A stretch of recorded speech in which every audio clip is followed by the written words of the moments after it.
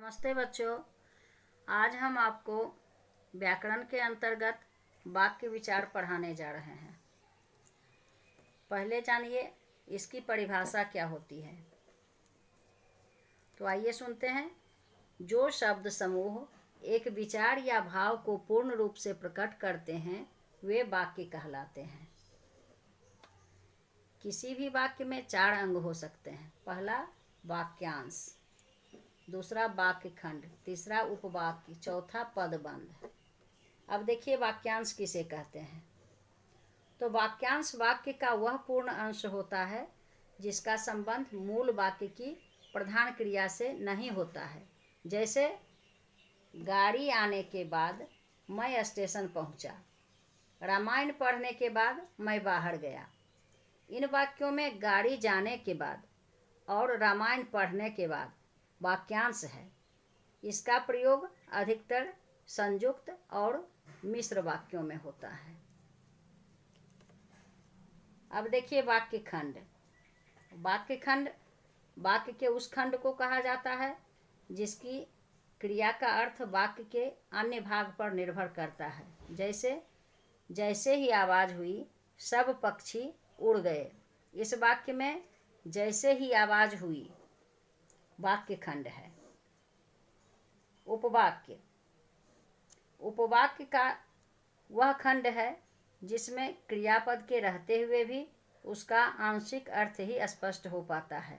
उपवाक्य 2 तरह के होते हैं, मुख्य उपवाक्य, आश्रित उपवाक्य। जैसे जो परिश्रम करता है उसे अवश्य सुख मिलता है, यहाँ उसे अवश्य सुख मिलता है मुख्य उपवाक्य है।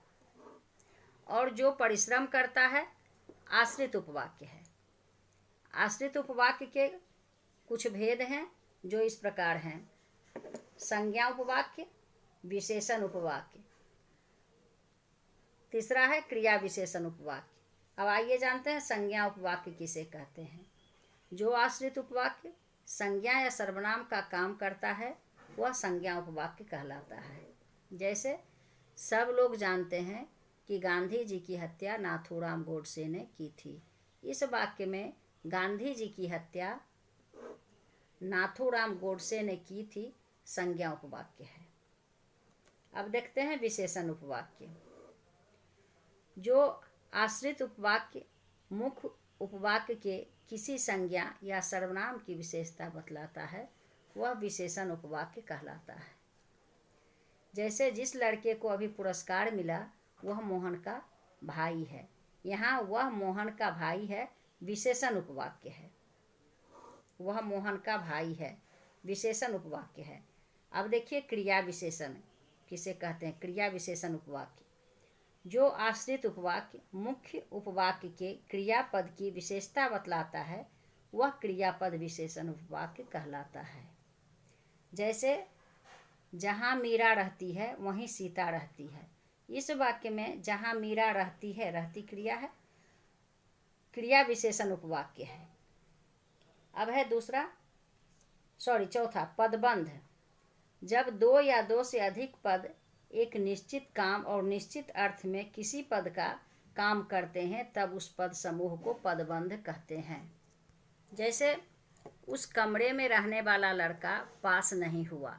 इस वाक्य में उस कमरे में रहने वाला लड़का पदबंध है। अब आइए जानते हैं पदबंध और उपवाक्य में क्या अंतर होता है। तो पदबंध में क्रिया नहीं होती है, उपवाक्य में क्रिया रहती है। उपवाक्य भी पदबंध की तरह ही पदों का समूह है, लेकिन इससे केवल आंशिक भाव प्रकट होता है, पूरा नहीं। जैसे ही शिक्षक आए वह पलायन हो गया। यहाँ जैसे ही शिक्षक आए एक उपवाक्य है जिससे पूरा अर्थ स्पष्ट नहीं होता है। अब हम आपको यहाँ कुछ होमवर्क दे रहे हैं जिसे आप लोग पूरा कीजिएगा। जितना हम पढ़ा दिए हैं उसको याद करना है। उसके बाद जो प्रश्न दिया जा रहा है उसको लिखना है, उसका उत्तर लिखना है। जैसे नंबर 1 में हम दे रहे हैं वाक्य किसे कहते हैं, उदाहरण सहित समझा कर लिखना है जैसा कि अभी हम बता दिए हैं। दूसरा है वाक्यांश और वाक्य खंड में क्या अंतर है।